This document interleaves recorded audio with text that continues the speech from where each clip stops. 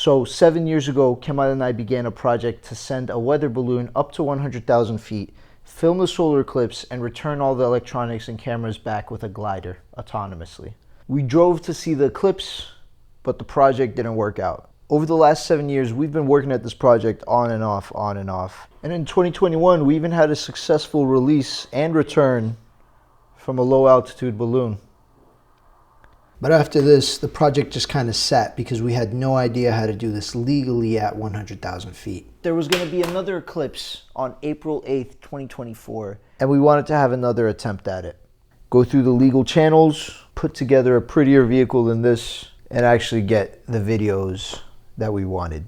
This is our attempt at it. So first, we need some supporting electronics built. We need an antenna tracker. We need a drone to simulate the balloon so we can test the glider, and we need the glider itself. Sorry for yelling. I'm sorry for yelling. Now the video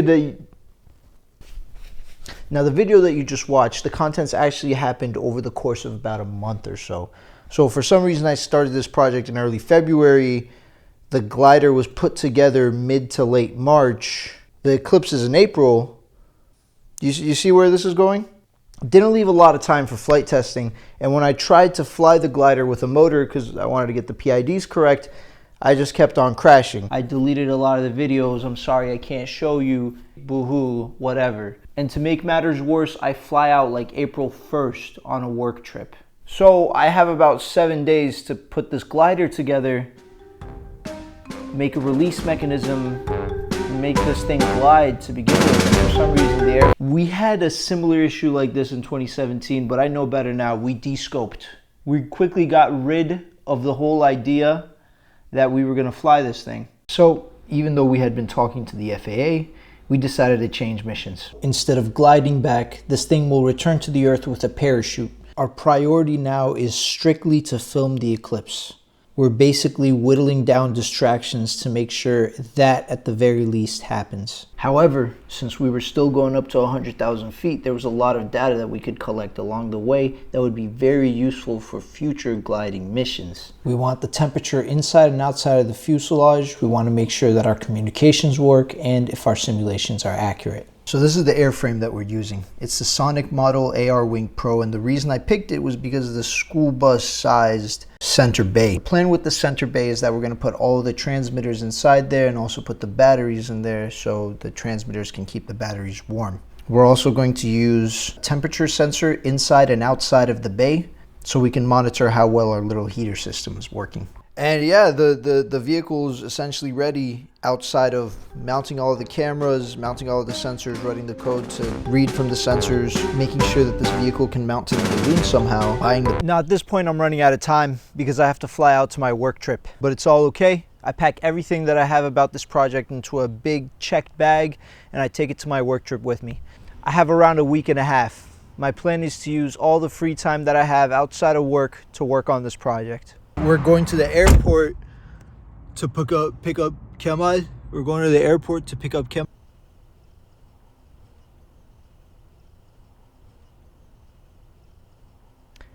Kemal, we're picking up airport. Kemal.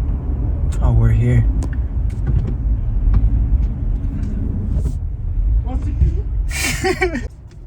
We got Kemal from the Hey, airport. bro, where's the sun? Bro, I think There's it's no gonna sun. be, Back in the gas.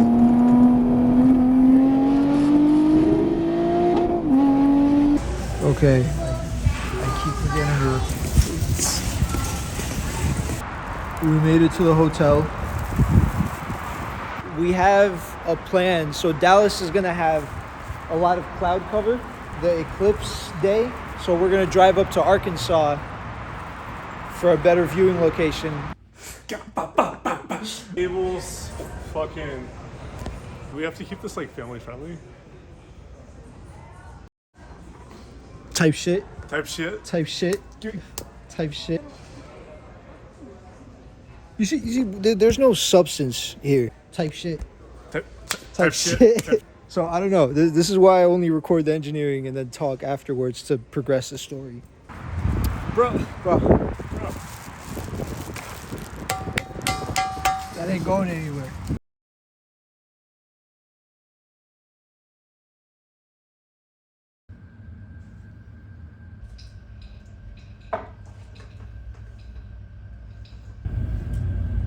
It is Sunday, the day before the eclipse. We have quite a lot of stuff to get done. We're gonna do all these things and then hit the road to Arkansas, where we have a better viewing spot for the eclipse. And then we're gonna do the launch. Tell them how it is. Yeah. What do you want to say to the kids? Drugs are cool. Yeah. You should do them. Yeah, man. You should do them. You should buy them from me. That's who you are. 10:30 p.m. the day before the eclipse. 10:30 p.m. the day before the eclipse. Type shit. Excellent coffee, I'm gonna go print some stuff. Vehicles coming together. We just gotta go back, print a new mount, print a mount for the Hero 10, and print a mount for the Caddx camera. But the sky used to be very clear like a couple hours ago, but clouds are already starting to roll in from this direction. Oh, buddy.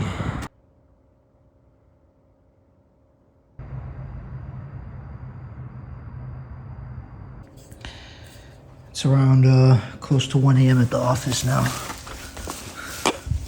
And it also fits well over the balloon. We just have to decrease tolerances and make it airtight.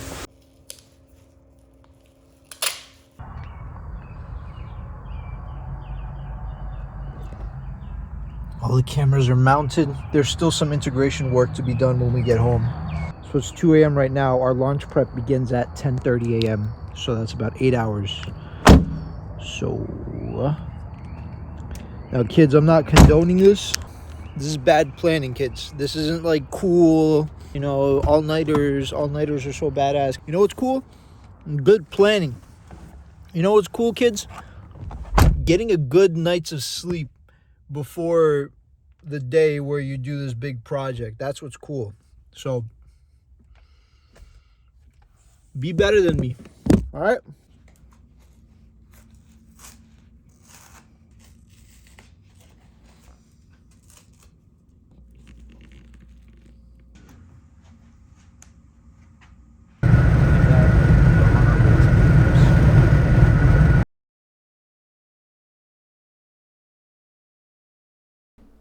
Now, it's important to note that we actually had no idea where we were going. We knew that we needed to head northeast, but we did not have a launch location actually picked out. So we drove until we found this public viewing location and then started setting up for the launch. Get that? Right here? No, we're using the big ones. Oh, big boys. Cool. Wi-Fi should be coming soon. You said it's not tied off? Oh, it is. Oh, you tied it off already? Oh, that's smart. Yeah. I want to.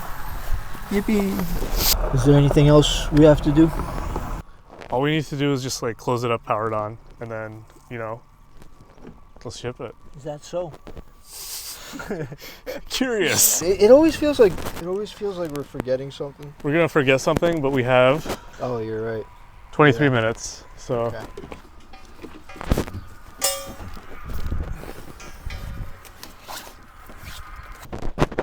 Yeah, high altitude balloon. Here, come on this end. Oh, okay. Yeah.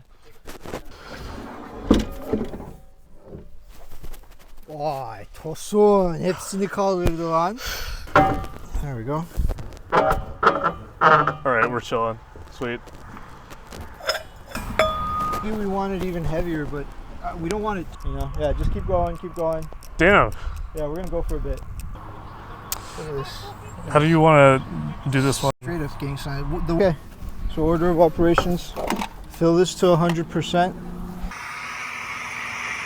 You might have to start twisting it as it comes out. Hey, come on. How's it looking on that end? I mean, I'm just making sure right now. All right.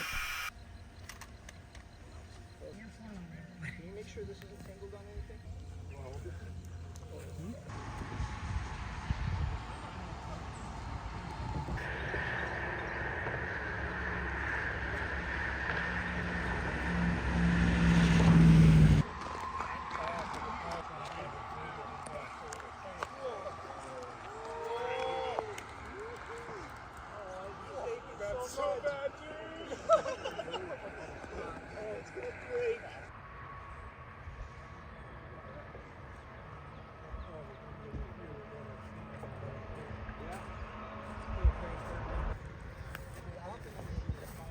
Thank you so much, man. No problem. Oh my god, it's so cooked, dude. Okay, so we just launched about 4 minutes ago. Okay, so what we're trying to do right now is pack up as soon as possible and head to the landing spot. It's a fun thing, so. We gotta get going? Yeah, I'm cool. bro. Nice to meet you. Yeah, try not to. So we had just launched the vehicle, packed up, and hit the road.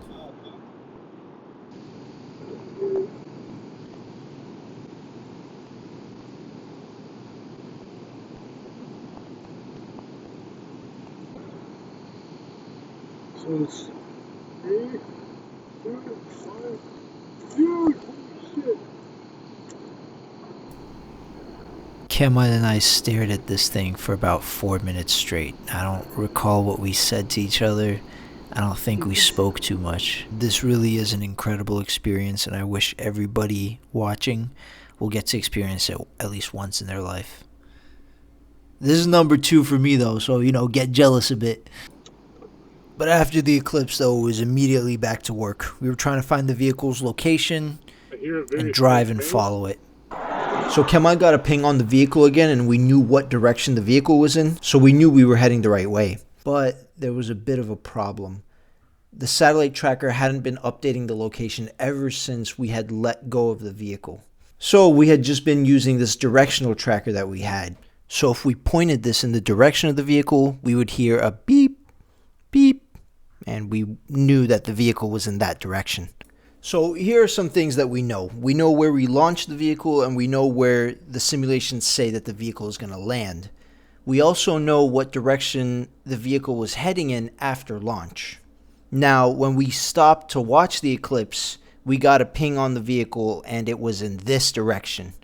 We drove for a little bit, we tried to get another ping, and we got another ping in this direction. So we know that the vehicle is progressing and, moving across the sky. Very cool. But the problem is, we drove a little bit further, and we couldn't get any pings on the vehicle at all. And this is just like 5-10 minutes later. I've only gotten 2 hours of sleep last night, so Kemal took over on driving. Again, we've been thinking that, since it was shaking so much, maybe it snapped off and it landed in the middle somewhere. We've been talking about how the one thing we can count on is, someone calling us, but even that, like this area is so sparsely populated. I don't know who's gonna come across it. So we're still driving out to the area that the simulation said. The simulation said we're supposed to land here, so we're gonna drive out there anyways. And I don't know, we're not hearing anything though.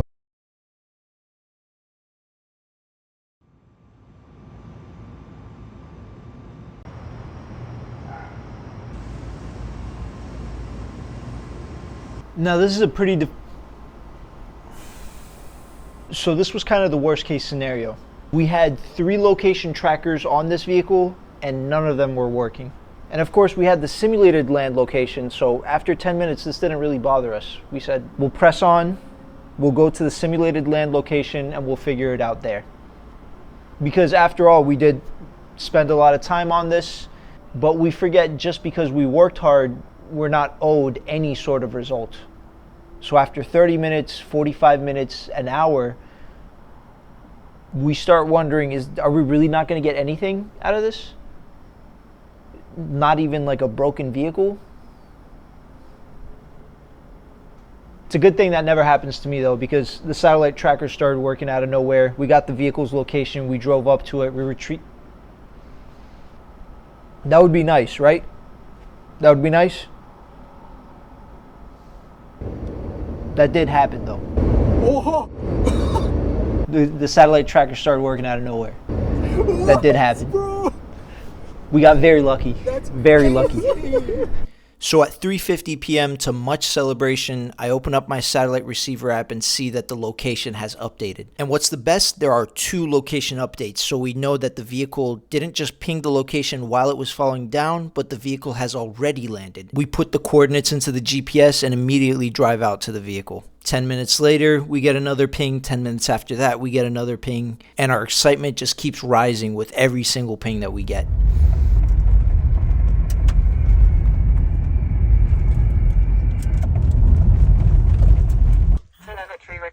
Okay. We're going to check video as well, which this could be exciting. Yeah. Yo! It's in a tree. It wasn't recording? Whatever, I'm guessing the GoPros are there. We're leaving everything behind at the base camp. Just too excited. This is, I think, the best way this could have turned out. National forest, public service roads. No crackheads, no bear traps. Yeah, not yet. And it landed just a short distance from the road. Where are you at, buddy? Where are you at? You see it? I'm coming. You don't sound too excited. It must be pretty fucking high up there. Oh yeah, I see it. I see the balloon. I see the parachute. There's the balloon and the parachute. We're assuming the vehicle is around.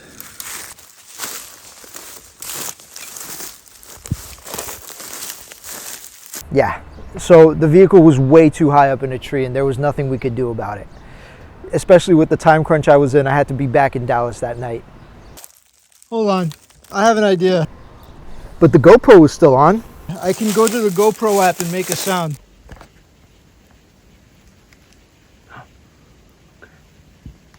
We were just barely out of range. We couldn't download them very quickly. Oh, that's to the camera. So we're trying to salvage as much as we can. In order to do that, we're gonna send the drone up with the phone under it to get closer to the GoPro and hopefully transfer video a lot faster. Start the whole download over.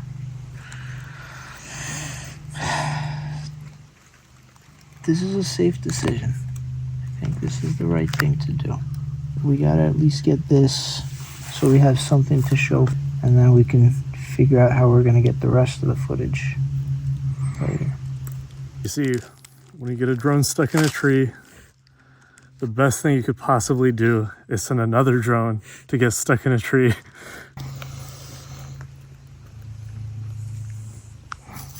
The home point has been updated. Please check it on the map. Take off. Slowly drop the weight. Oh, okay, no, that's not. Okay.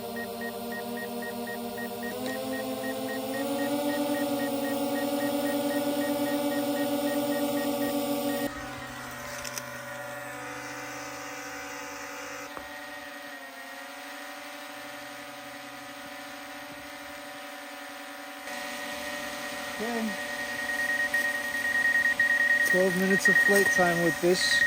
Yes. Complete. Come watch. Huh. Look at that. So we brought this long stick. We're going to put the phone at the end. We're going to put the bottom of there, and then we're going to raise it and get it closer to the GoPro and get more videos down.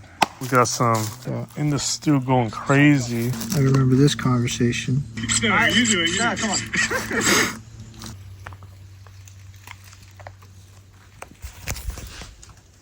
I'm doing it so these silly kids on YouTube have something to watch when they're eating cereal. Okay. Am I hitting that tree? You're good. Okay. Mm.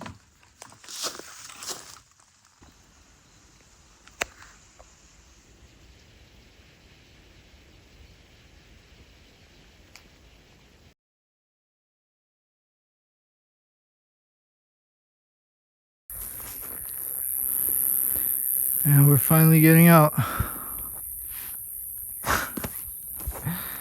Dude, this felt like the end credits to Call of Duty Warzone.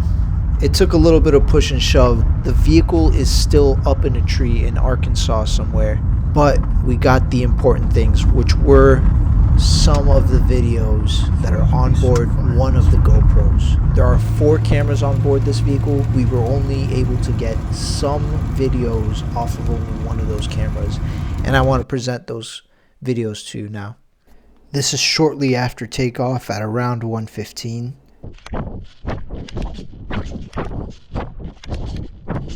This one's around peak altitude, somewhere around an estimated 80,000 feet.